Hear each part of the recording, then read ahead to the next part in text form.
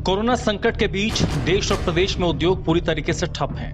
कुछ गाइडलाइंस के बाद उद्योग शुरू हुए तो उसके चलने से कारोबारी काफी प्रभावित भी हो रहे हैं। मंदी के कारण बाजार में अधिकांश माल बिक नहीं रहा, जिससे खपत कम की जा रही है।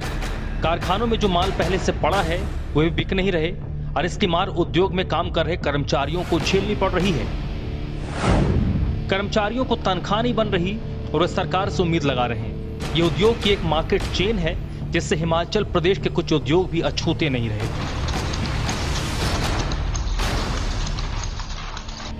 पर्यटन पर निर्भर हिमाचल प्रदेश का उद्योग आज पूरी तरीके से बंद हो चुका है। हिमाचल में बन रही पहाड़ी वस्तुएं बिक नहीं रही।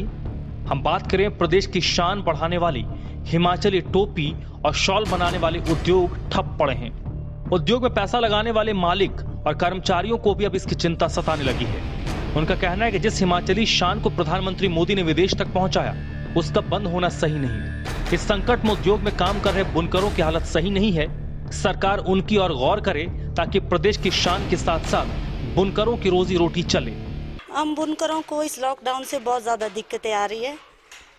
अगर हमारा काम बंद हो गया तो हम लोगों को तो रोजी रोटी के बिलाले पड़ जाएंगे।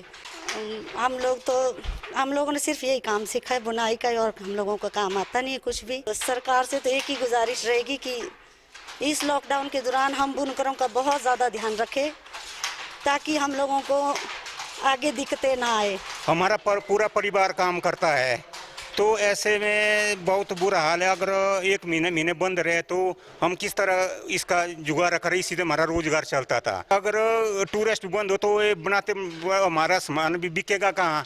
अब इसके लिए भी हम क्या करें, हम ये भी हमारे लिए बड़ी आफत हो गई खड़ी जी। तो हमारा खर्चा कैसे चलेगा और किस तरह से होगा, हमें तो कोई समझ नहीं आ रही है। अब आगे क्या होगा, किस तरह से होगा, हमें तो बड़ी परेशानी है। प्रदेश में कुल्लू जिला की बात करें तो यहाँ शॉल के बुनकर सबसे ज्यादा हैं।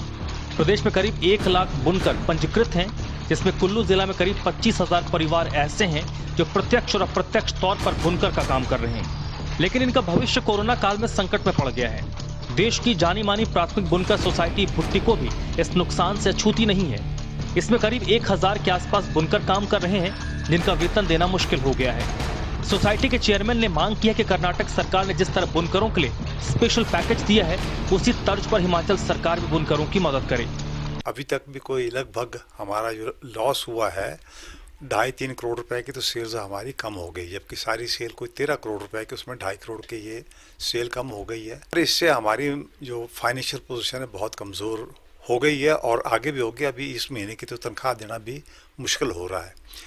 तो इसके लिए हम चाहते थे कि प्रदेश सरकार, भारत सरकार इसमें मदद करे, क्योंकि सारे देश में लगभग 35 लाख बुनकर हैं, परिवार हैं, और हिमाचल प्रदेश में भी 1 लाख से ऊपर बुनकर हैं।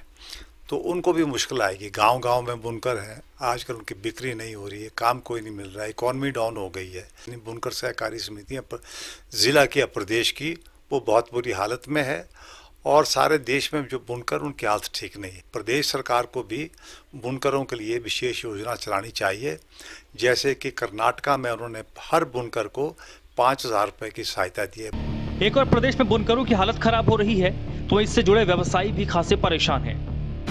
पर्यटन सीजन पर मार पड़ने से उन्हें सामान नहीं बिकने का डर लगातार सता रहा है। इस तरह के छोटे कारोबार तो बंद होने के कगार पर हैं।